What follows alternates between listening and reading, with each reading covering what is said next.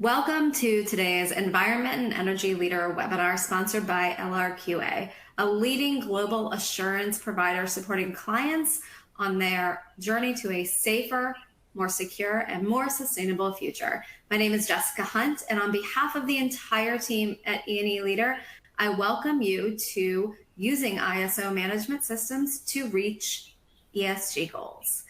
This event will be a collaborative effort between our speaker and audience members.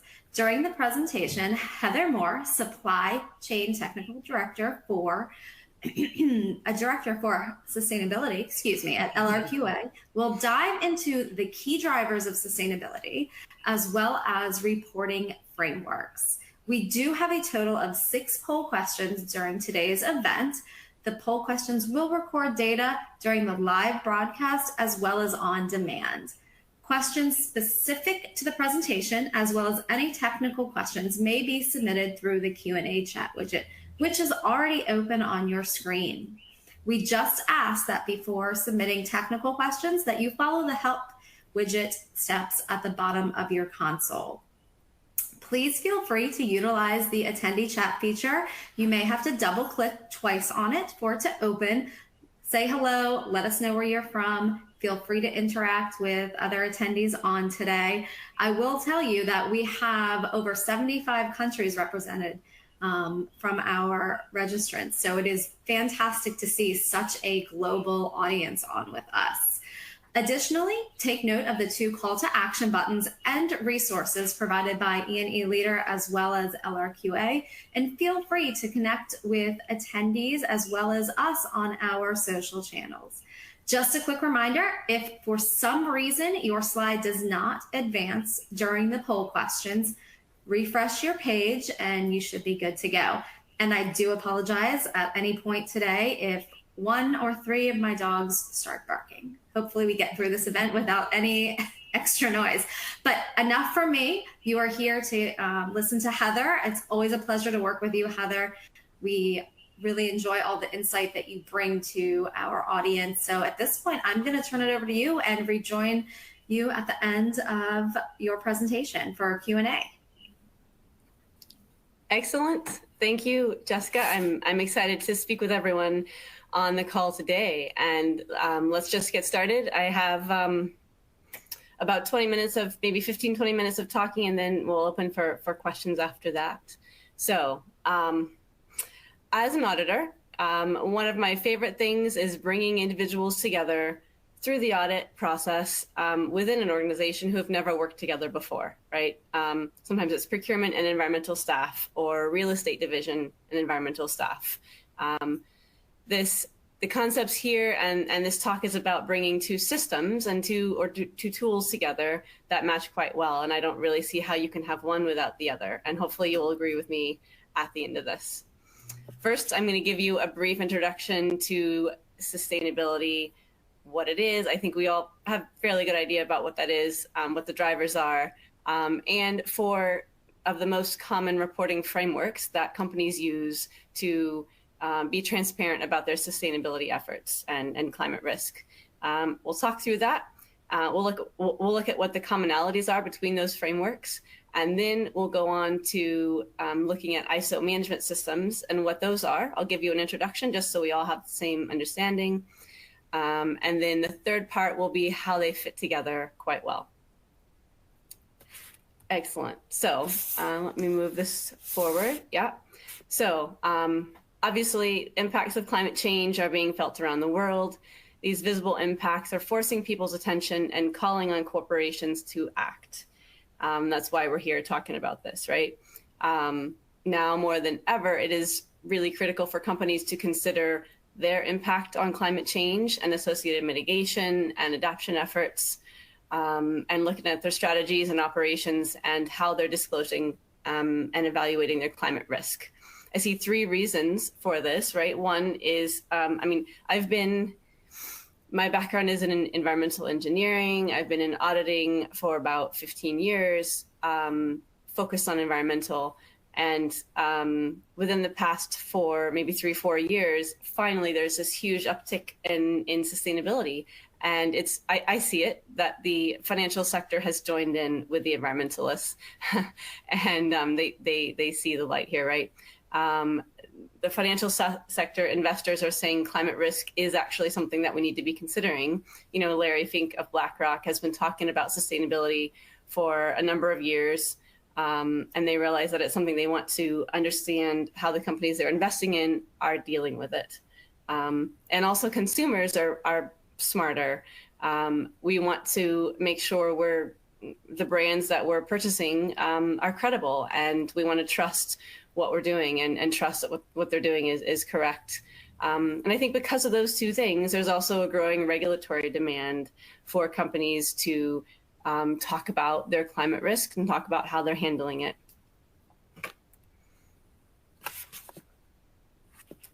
So,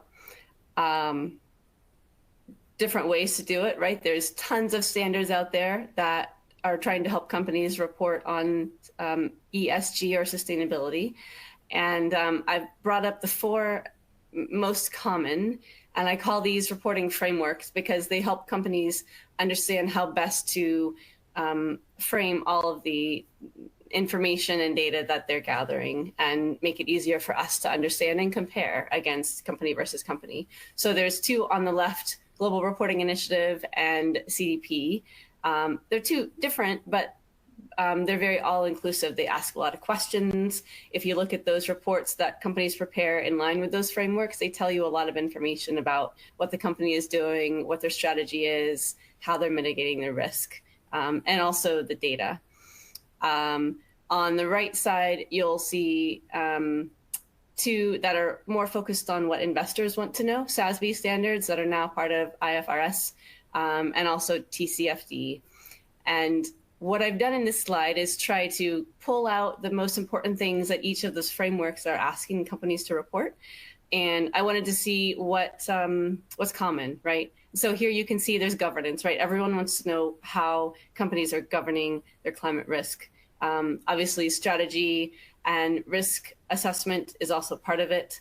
But then the pink words here are all data, right? So you'll see economic performance, environmental performance for GRI is really emissions data, energy data reported to CDP. And then in the SASB and TCFD, there's metrics that they want to see, right? You want to see progress and how the companies are demonstrating progress. So really from these, there's governance, strategy, risk, and metrics, those 4 things. So just remember those 4 things and we'll come back to them at the end.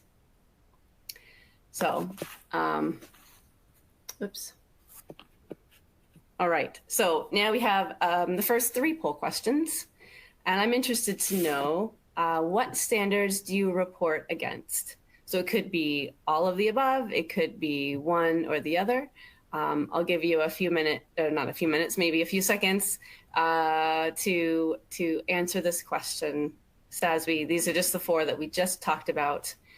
And then industry specific, there's others that you might be reporting against. So let's move on past this. Let's see. So looks like a lot of companies on the webinar are using CDP and GRI. Smaller percentages are using the investor-led SASB and TCFD, which those are newer, so that makes sense to me. And yes, there are tons of industry-specific as well. Excellent. Well, thank you for answering that one. Let's go on. So that's how you're reporting your data. Now let's go on. And I'm interested to know who is responsible for your sustainability reporting, right? Do you have one person? You have a sustainability manager or sustainability director who reports that? Is it a team? Maybe it's not just one person. Hopefully they have a team of people supporting them. Or maybe maybe you don't have a sustainability leader. Maybe it's a risk or a legal counsel or other. So I'll give you a little bit longer to answer this question, and then we'll move on to see the answer. All right, moving on. So it looks like most have 44% have a corporate sustainability team, which is excellent because you definitely need a team to do this work. It's a lot for one person. But I can see the majority is really on the sustainability side of things, sustainability roles within a company. Thank you for answering that. Now we have one more.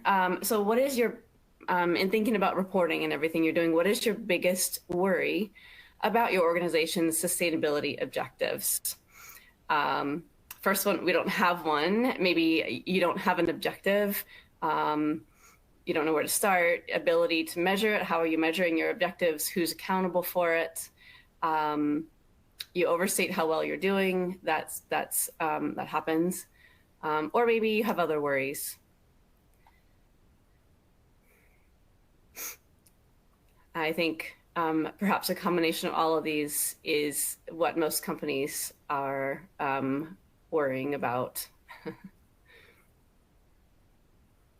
I see the percent of attendees answering this question is still going up, so I'll give you a few, maybe a few more seconds to reply. We have 45% who have answered it already, which is excellent. 48%. It's still going up, so let's just wait. This is one that I'm very interested in, so I want to see if we can get the most responses here. All right, well, we are over half of the attendees, 57%, so I'm just going to move on and see the results. So yeah, so 45% say the ability to measure your sustainability objectives is your biggest worry. I understand that, and I think hopefully we'll give you some answers to that in the rest of this webinar. Thank you for all who responded. I appreciate it. Moving on to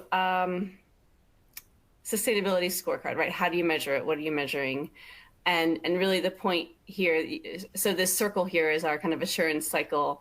But what I want to highlight from this is that at the middle of the circle is data.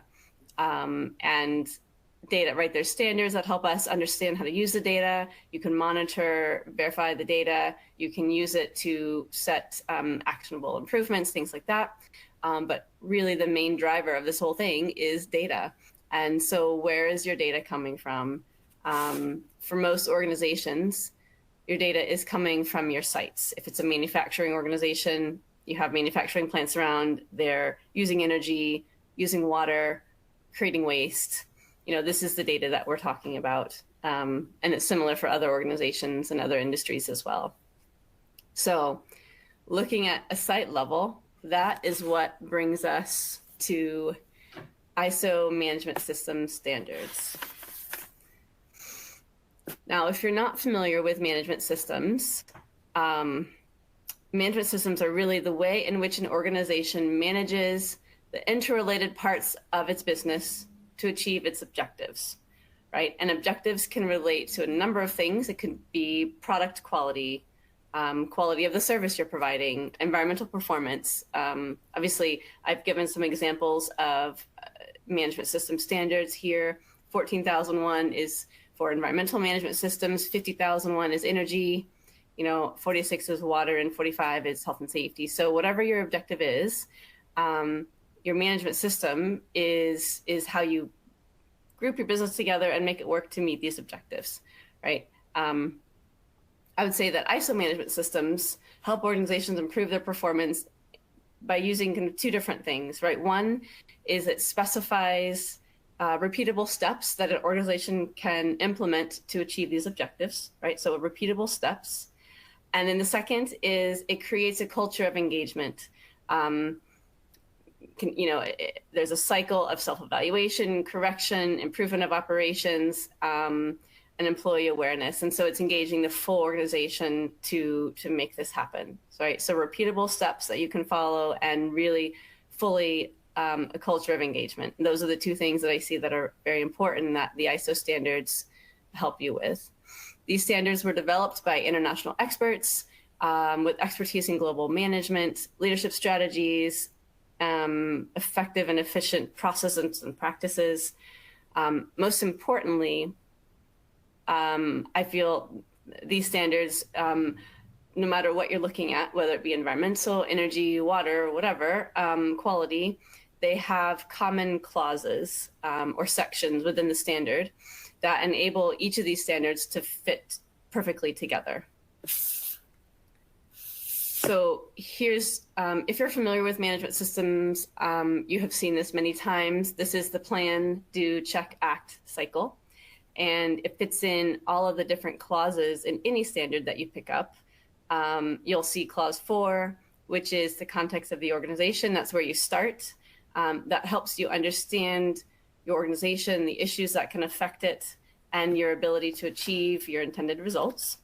Right? In the center is clause 5, which is leadership, which leadership is required to do to visibly support the system and show that the system is not separate from the way business is done. Then there's clause 6, which is planning, and that's where you identify any risks and opportunities. You look at the objectives, what you want to achieve, and how you are going to plan to achieve them. Right? And then you have clause 7 and 8, which 7 is all about support. Do you have the sufficient support to achieve your objectives, like resources, competence, communication, things like that. Clause 8 is operations. Make sure you have the right controls in place within your operations to achieve these objectives. It could be you need to write work instructions to operate equipment safely, or you need to have meters installed to correctly measure your water use, or whatever that might be, right? So that's clause 8. And then clause 9 is covering, you've collected the data, you've analyzed it, now how are you doing? These are results, and how are you analyzing your results? But it also includes not just results of your data that you're collecting, your water use, for example, but it also looks at how the system is performing itself. So you have internal audits and management reviews to make sure that the system is working as it should be. And then finally, there's clause 10, which mandates the continual improvement process. So that's just a brief overview of every clause. If you pick up any of these ISO management system standards, they'll all have these similar overarching clauses, and perhaps the details within each one will change based on what you're looking at. But these are the drivers of these standards. So what are the benefits of using this process, right? It sets up a common language within an organization. Common scope. Everyone at site 1 and site 2 and site 3, they're all using the same language. They're all calling hazardous waste the same thing, and they know what they mean. For example, there's a common audit trail. There's common items that you have to document. You know where you're keeping them. Internal audits are set. And internal audits is really a good way to share information around the sites and make sure you're all doing things the best way that you can. Leadership is involved. Obviously, there's a commitment and visibility of the leadership. You have third-party oversight, and obviously all these things push continual improvement. So now let's pause here, and I have the three remaining poll questions around your ISO standards. So what ISO standards does your company have that gives you the most support to your sustainability strategy?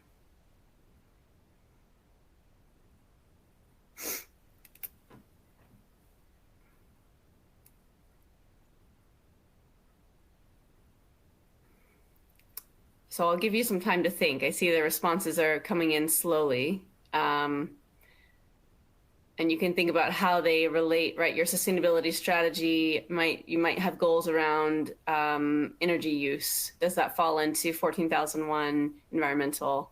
Does it fall into energy 50,001? Maybe you have some goals around social goals, right, around health and safety. So that obviously would be 45,001.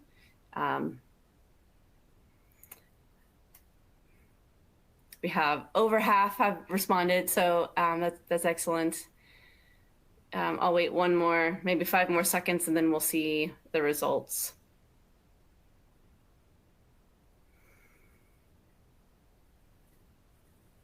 All right. Moving on. Yeah. So 14,001, I would say, is probably the most common. 60% of you responded that actually using 14,001, that management system, does support your sustainability strategy, which is excellent. All right, now let's move on to the next poll question. So these other poll questions are looking at how you maintain your systems. So who's responsible? Do you have a site level quality EHS person? Do you have maybe a corporate function who's over all the sites, who's managing your certified system? Or is it another role, risk management, or sustainability governance? I think you get extra points if you say sustainability. One thing that I've seen in a lot of companies is EHS has been around for a while, and that structure is set, and sustainability has been added to the top at the corporate level, but they're not quite linked together. And so in some organizations it has, right? Some, the more mature, they have linked their sustainability and EHS. Sometimes now they call it EHSS, which is environmental health, safety, and sustainability. So that, you know, that's progress, but it definitely is, you know, you see how your systems can help support your goals around sustainability. All right, we're almost to the halfway mark. We have 49%. If we can get a couple more in there, then we'll get a good smattering of who's responsible. Right, so 50%, I think that's good. Let's just move on. Okay, yeah, so that's what I anticipated, right? So it's corporate, 50% have a corporate team, another 36% have site level EHS managers. So it's on a more of a traditional EHS structure. Right. I think we asked this one already. There might have, hopefully it didn't get messed up. There should be one more. Let's see if there's not, then trying to remember what it was, but I think this is the one that I was most interested in, which one gives you the most support, and is 14,001. So let's move on to the next one because we've already answered this question. All right, so that's good. Let's move on. And so this is the section of the presentation where we're going to be talking about how you fit your sustainability reporting and actions together with your ISO system. And so this is just a overarching, you know, these are the three things that we saw: the strategy, the governance, the risk, and the data and targets, right? That's what the frameworks are requiring you to report for sustainability. And then this is how the ISO systems and each clause fits within these four items, right? So your strategy fits very well with the context of your organization. I would be interested to see, what is your sustainability strategy? And then what do you say for your, in clause 4 of the context of your organization? And it should be the same, if not very similar. Governance obviously fits in a lot of places within ISO. Risk planning, it's the same thing. You're in planning for your ISO systems, you're looking at risk and opportunities, right? If you've identified different risks for your sustainability strategy versus your ISO system, that might be something to look at. And then obviously clause 9 in your ISO standards looks at performance evaluation, and that gets right back to data that you're reporting in your sustainability reports. So this all looks good, it makes sense to me, but I wanted to dive a little deeper and really understand what's happening within organizations, and if this is really working together, if the ISO systems are really working to support your sustainability reporting and your sustainability goals. So one thing that I did is I pulled all of LRQA's findings globally for all the audits we do for 14,001 over the past 3 years. That was about 34,000 findings or non-conformances. So there's a lot of data to look at, a lot of different things going on there. But I found a couple things that I thought were interesting. One, 12%, you'll see that the pink square here, 12% of the findings related to clause 9.1, which is directly the monitoring and measurement of metrics and objectives. And that gets right up to the accuracy of data that's reported, right? So this is at a site level. The site is going through the audit. They have findings and they're addressing these findings. And their data is also being pulled to a corporate level for sustainability reporting. And so that's at a site level. If you're making your data more accurate, obviously it's making your sustainability reporting more accurate.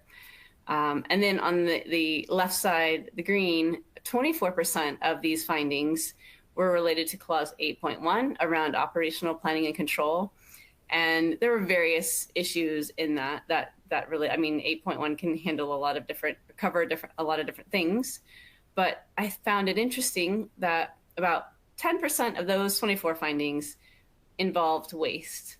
And I know a lot of companies have goals around zero waste to landfills, or at least they're reporting their waste generation numbers in their sustainability reports.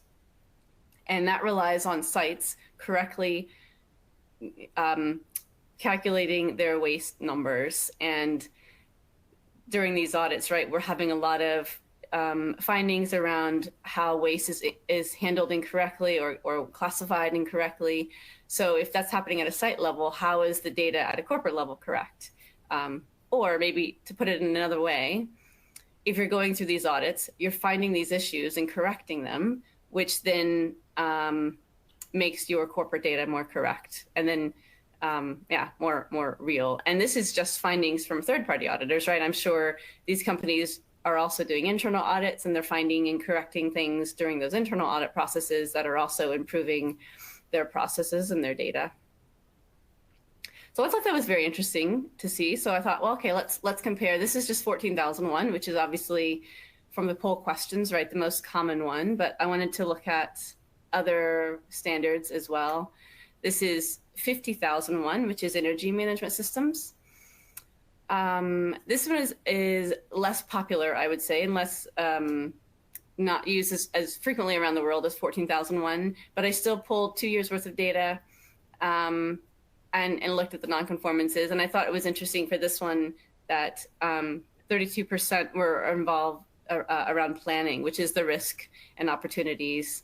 And the 22% was around the performance evaluation, which is getting back to the accuracy of the data. And energy, I mean, this is solely on energy, and many different organizations have goals around energy reduction. So obviously this process helps them improve that data.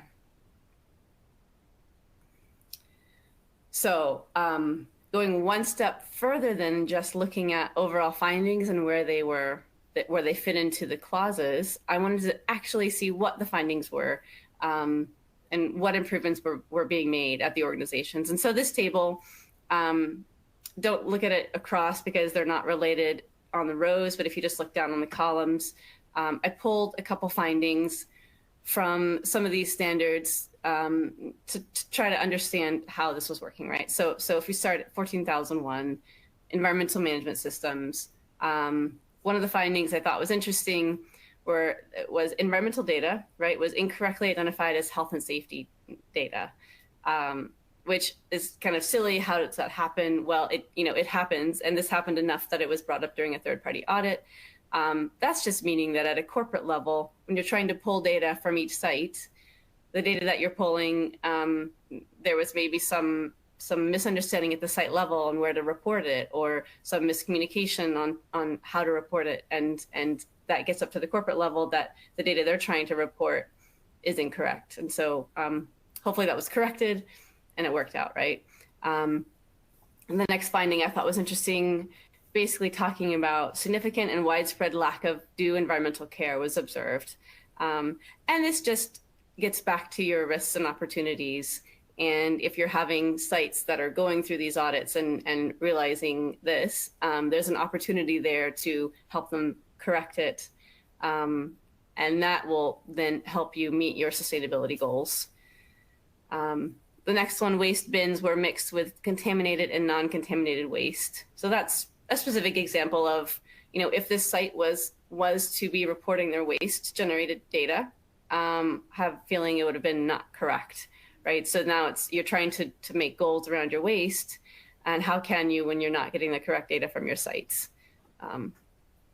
And hopefully now it's corrected, and so you can meet your goals more efficiently. So 50,001, similar findings. One, the first one is it could not be demonstrated that all energy performance indicators and energy baseline data had been normalized. This is really, we have a ton of data that we're all looking at every day, right? And we have targets that are backed by that data. And it is critical that we understand that that data is comparing apples to apples, because if it's not, we're not telling the correct story. And that's just important to understand that. The next one, processes for communicating that energy performance is one of the evaluation criteria for procurement, is not fully effective. So this one I thought was an interesting finding, because it gets to, at the beginning, right, who's talking to who and who's involved in sustainability. So this is, right, really to you have sustainability implemented at your organization. Procurement needs to be thinking about it, as well as the environmental staff, as well as the sustainability staff, as well as real estate, whoever, right? So procurement, whenever they're buying something, you, as an organization, you probably have a net zero goal, which means you need to reduce your energy performance. When your buyers are buying things for your company, they need to be thinking about that to help your organization meet your net zero goals. And that's, and this is identified during the audit that some communication needs to happen a little better. And then the last one really just gets to data accuracy. And how can you make claims when you're not collecting accurate data at the site level?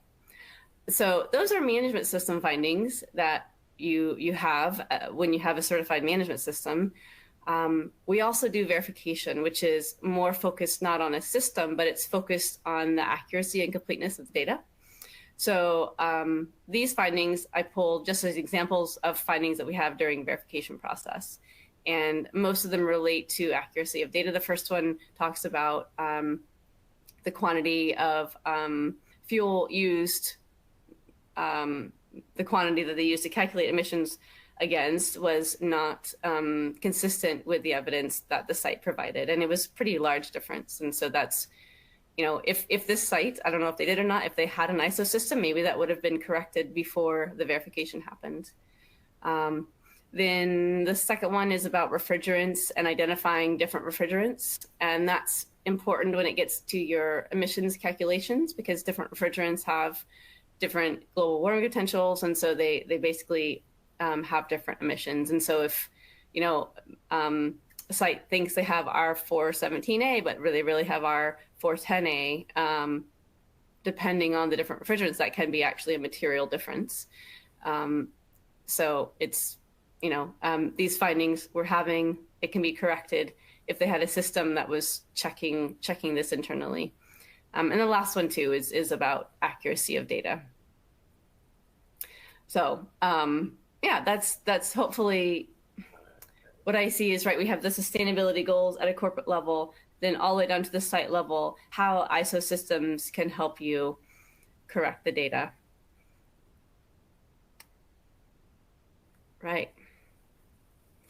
So now that you have understood, right, the sustainability frameworks and what those are requiring, what ISO systems require, and then how they can be matched together, really, I want to leave you with a call to action, right? If you have certified systems within your company, make sure they're working together to the best way possible, with the same objectives, same focus.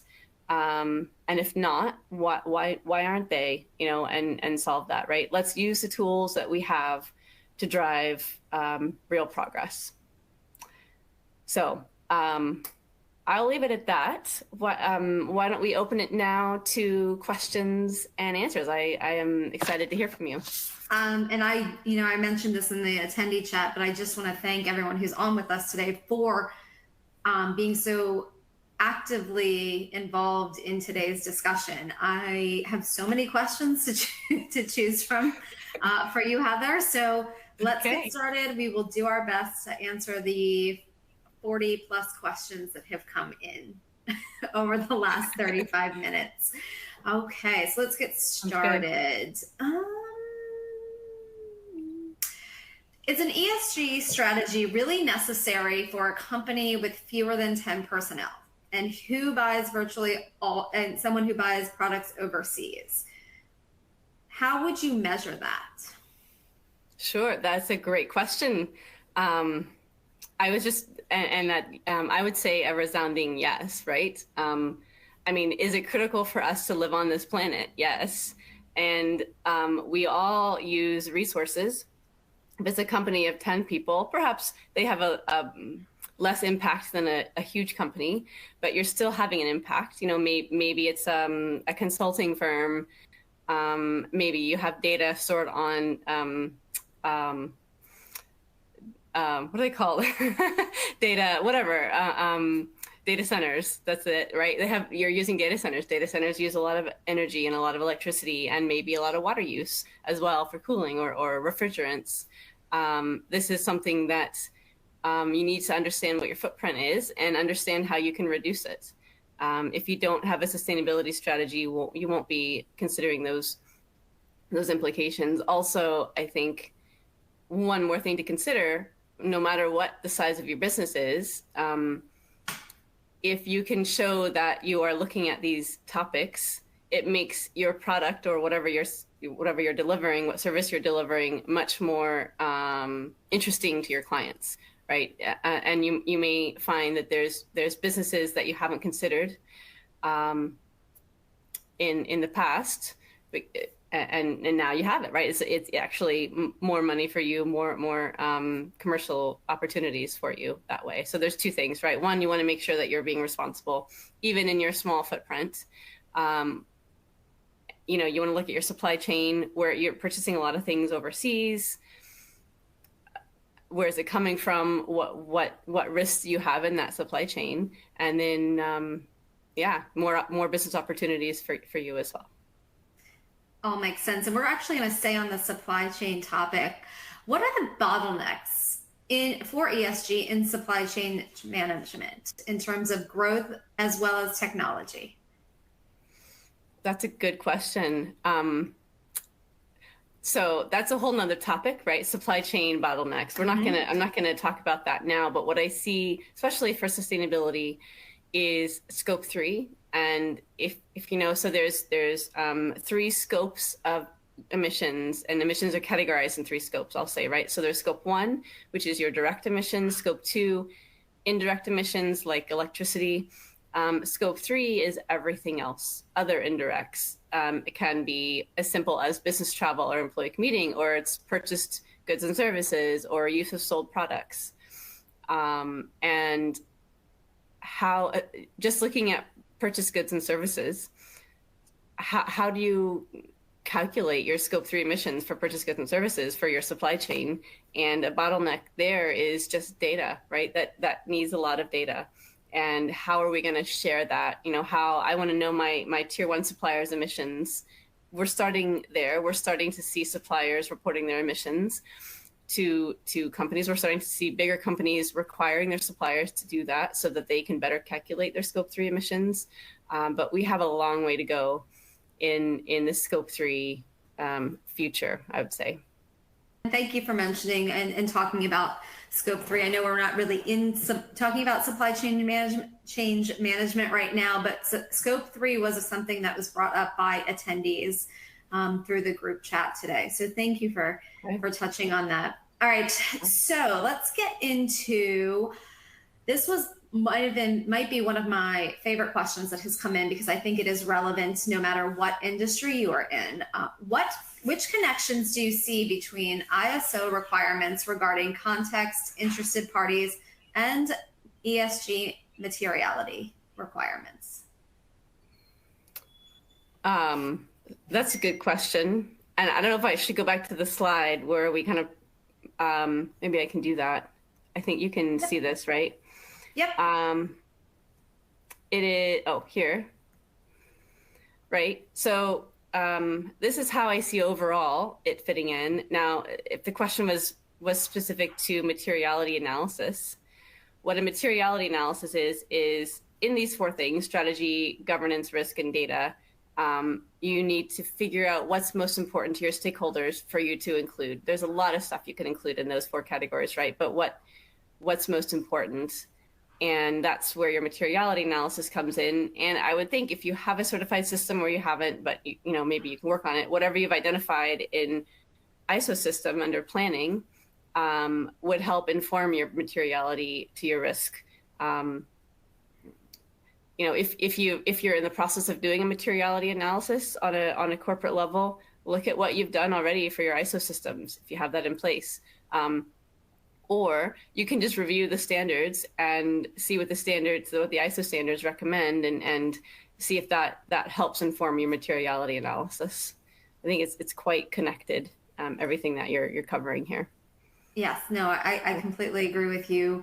And, being transparent, and we're going to ask you now for some advice. This question came in, and there's a couple people in the mechanical engineering industry, and they purchase and build motors. So you mentioned scope 3 earlier. So how is the scope 3 downstream determined for a mechanical engineering company? For example, should they calculate the emissions from the final product, or do you need to have data from each part of the process? Sure. That depends on your scope. I would say it depends, right? It depends on what you're trying to do, what your scope is. I've looked at lifecycle analysis. We verified, product emissions, and usually, if you look into the details of how product emissions are calculated, there'll be some identification of the scope. Sometimes it's just the use of the sold product, and that's where it's just the use phase. You're not looking at the full life cycle emissions. I know I've looked at life cycle emissions for oil and gas, for gasoline, let's say, and about 70% or so, maybe 60 to 70% of those emissions for the full life cycle of gasoline is based on when you burn it in your tank of your car, or when it's burned. So it's you spend a ton of time looking at the rest of the life cycle, and it's important to do that. There's various methods to estimate. There's various databases out there that have impact factors. There's assumptions that you can make. There's a lot of stuff, but all of that work, you have to determine how material it is to your goal and how much time it's going to take to come up with actual data versus estimated data, and how beneficial that will be for what you're trying to do. I don't know if I answered the question, but hopefully I think you did. A starting point. Yeah. I think you gave the attendees who did ask questions about specific industries a starting point if they need one, or something that they can look into more. This question actually just came in. Do you see that ISO standards also help to meet the new directive on corporate sustainability reporting requirements and mandatory requirements? I'd say yes. One example is for mandatory requirements. So there's a lot of, like I said in the beginning, there's a lot of regulatory drivers that are requiring companies to report on their climate risk and report their emissions. One example is in the EU, there's a regulation around requiring energy audits.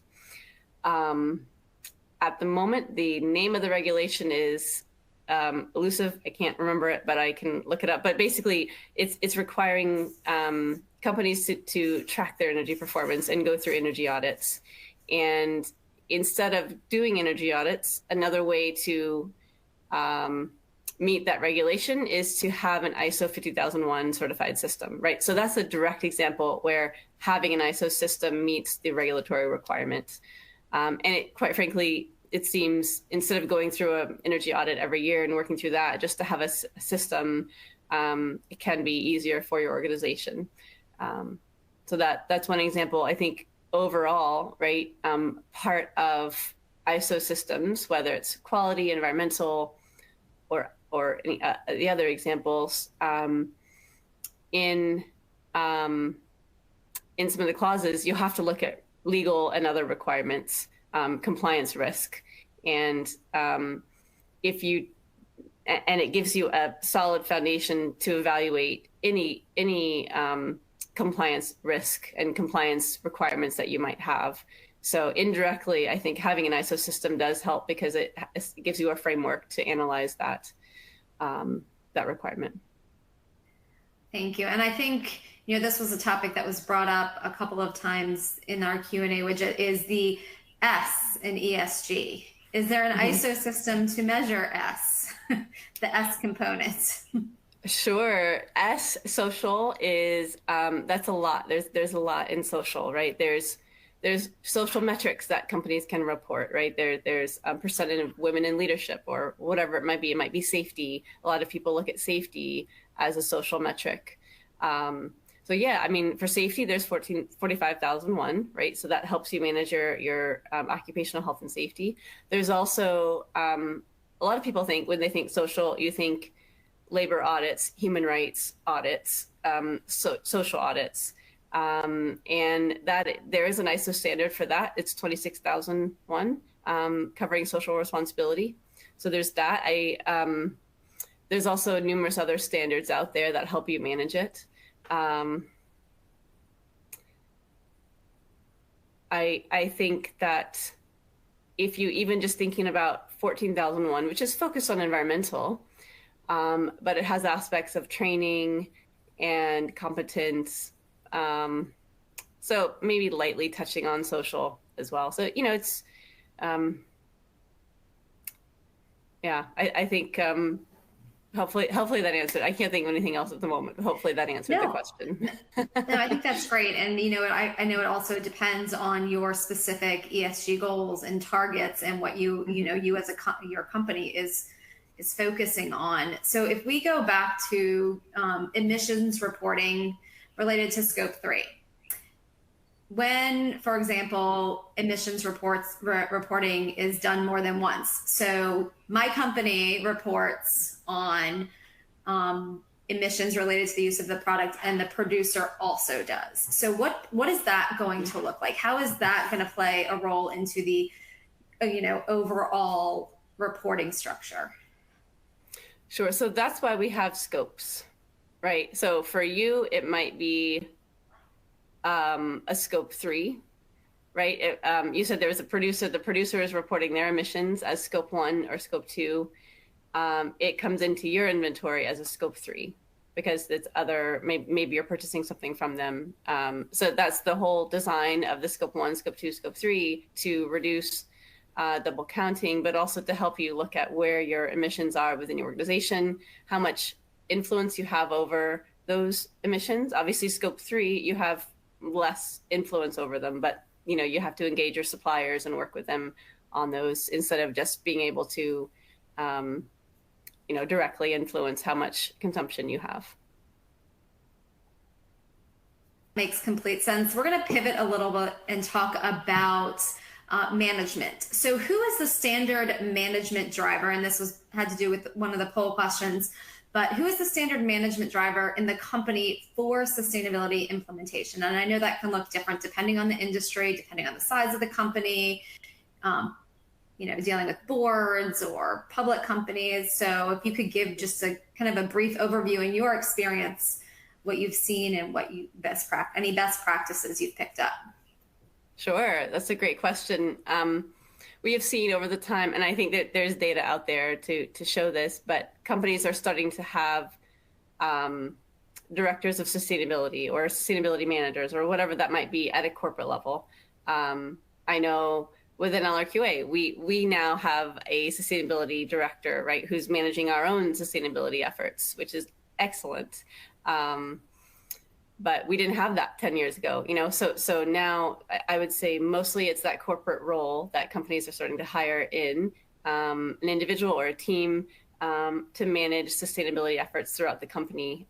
But they are dependent on all of the aspects. They're dependent on procurement doing their work, right? They're dependent, of course, on the environmental folks and the EHS to do their work. But they're really looking, they're the drivers, but they're reliant on the full organization to really be on board. And that is helpful mostly for the executive leadership team to be visibly supporting what the sustainability director is doing, right? You can't just have one person trying to push this. Everyone within your organization has to be involved. No, I mean, and I think that's, a theme with many organizations that in the past was not appreciated or implemented is the collaborative culture, the transparency from upper management, and really getting, feedback from employees as well as having their input in different strategies. So you have a sustainability, or you have a manager now. How often does this person meet with various members of the team? Do you have one big corporate meeting, or is it just really depends on what the topic is that he or she would like to discuss? Yeah, that's a good question. I would say one of the most important jobs of the sustainability director is to be in touch with your whole organization. You need to understand what's going on, what's happening. And that depends on the complexity of your organization, right? And what's the reach, what's the geographies, what's reasonable for you to be in touch. But you need to understand, if you don't know what's going on, then how are you managing it? I know for LRQA, we've had, we're developing our strategy, and in that development, they had weekly sessions and monthly sessions for different audiences, and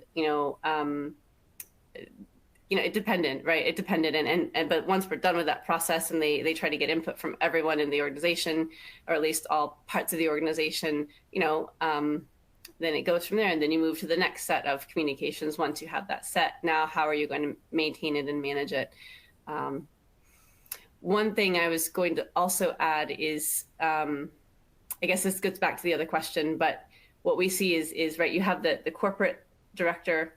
You also have your executive team, who now has remuneration benefits. They have goals that they have to meet, and those goals might be reduction in carbon emissions or something directly around their sustainability efforts. And they have goals around that they have to meet for their bonuses. And that makes it so much more, I guess everyone talks money, right? So that makes it more important for them and for the whole organization. And I think it trickles down. Right now I'm seeing other KPIs as part of your annual reviews. Your other roles within the organization have KPIs that are directed at their sustainability targets, which is just driving the improvement. Now, and I know the EU is ahead of the United States in this, and tying employee compensation to ESG goals and hitting certain metrics. So, I talked to the CEO and founder of Amoresco earlier in this month, and you're reiterating a lot of what he said when we had our discussion. And so it's really nice to see, different industries and different companies having the same goals and aligning themselves, with sustainability and ESG. Now, this question came in through the chat. It has to do with, greenwashing. How can you prevent that? And, obviously the third-party verification systems that's one way, but besides that, is there, a way for companies to really ensure that the data that they're getting from their suppliers, for example, is accurate? That's a great question. And I would say through auditing, right, it is interviewing the suppliers. So if you're focused on, there's different ways to do it depending on where the data comes from, right? If you're focused on data from suppliers, you yourself do your own sense checks of it. Look at other suppliers who are similar, and is it the same as or within the same ballpark as what you're seeing from other suppliers? Why is this much different? Look at outliers. Question the data, right? You're not just don't look at it and take it as truth. You have to question it. And what are the questions you're going to ask about it? How did it come up? What QA QC efforts does a supplier have on the data before they send it to you? And then if it's your own data, how are you defining it? How are you training the people who are generating the data to generate it correctly? Are they all talking the same language, literally and figuratively, actually? And how are you maintaining that common language and common source of data within your organization? I mean, this is, I think that organizations who are very careful about what they say, it really gets down to the people who are involved and how focused you are on, looking at the data, looking at what you're saying and making sure that it's correct. I mean, all of my years experience in auditing, I haven't met anyone who's intentionally said something that's wrong, or lied about something. I really haven't. It's mostly out of ignorance. And so how do you educate yourself to understand where the risks and opportunities are, right? That's risks and that's planning. Yeah. So that gets you right back to your ISO standard there. Yeah. I mean, understanding, where ignorance or, just realizing that some data might have been, as you talked about earlier, inputted, put in incorrectly, just because the person doing it wasn't, educated enough to know exactly how they should put the data in or where it would go. So just providing that professional development for employees that are going to be looking at the data, analyzing the data before it goes into verification. This question, and then I know we're running out of time. I feel like we could have a full Q&A for hours on on this topic. From our friends in the EU, can you talk a little bit about CSRD? Sure. I can tell you what I know. We have experts within LRQA who are located in Europe who know the details, the technical details, a lot more than I do. But yeah, it's a regulation that's requiring companies to report their climate risk as part of the financial disclosures, kind of. And as part of reporting climate risk, there's some discussions and governance and strategies that they're going to need to report, but it's also going to require verification of their greenhouse gas emissions. And yeah, it starts with limited assurance, and I think it's going to move on to reasonable at a later date. And I know sometimes with the CSRD and with other regulations within the EU around climate risk and all of these, it depends on each member state. And so there may be different requirements based on the member state. So it gets kind of confusing, but overall, it's requiring companies to report their climate risk and their greenhouse gas emissions and get those emissions verified by a third party. Got it. And that makes complete sense. We are almost at the top of the hour right now. I do want to thank the team at LRQA as well as Heather for providing us such invaluable information this morning, this afternoon, this evening. We have people from all over the world joining us today.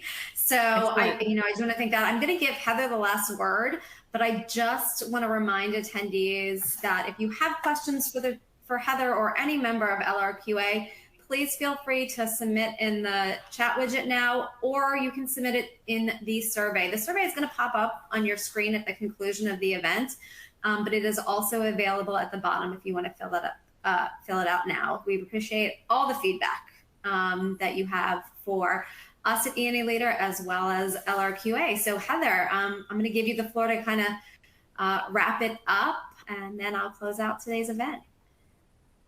Perfect. Well, I appreciate the time. We have a big task ahead of us. The whole world has a big task ahead of us, and there are so many conflicting and moving parts to what we're trying to do. But let's just start with using the tools that we have, right? And that's the whole point of this talk, was look at what we have within ISO.